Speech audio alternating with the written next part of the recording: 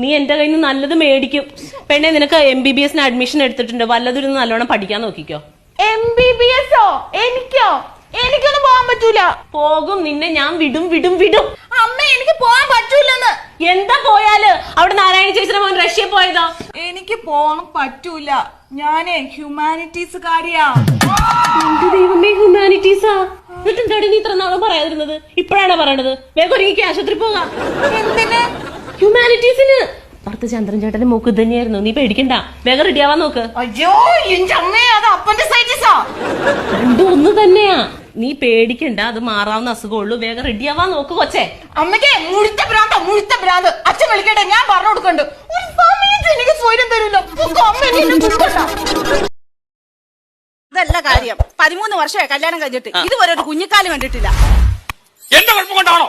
എന്റെ കുഴപ്പം കൊണ്ടാണോ? പിന്നെ എന്റെ കുഴപ്പം കൊണ്ടാണോ? പിന്നെ എന്റെ കുഴപ്പം കൊണ്ടാണോ? ഞങ്ങളുടെ കുഴപ്പം കൊണ്ടൊന്നും അല്ലല്ലോ. അത് കേട്ടാ നേരാത്ത നേർച്ചകളില്ല, നടത്താത്ത പരിപാടികളില്ല, കമത്താത്ത ഉരുളികളില്ല.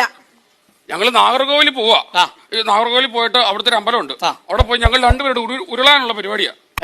നാഗർകോവിൽ പോയിട്ട് അവിടെ അമ്പലത്തിൽ പോയി ഉരുളാനുള്ള പരിപാടിയാ. കുട്ടികൾ ഉണ്ടാവാൻ വേണ്ടി. നിങ്ങൾ ഈ നാടായ നാട് മൊത്തം കിടന്ന് ഉരുളാതെ നിങ്ങൾ കൊണ്ടുവരും മനസ്സ് വെച്ചിട്ട് വീട്ടിൽ കിടന്ന് ഉരുണ്ടാ കൊച്ചുണ്ടാവൂലേ?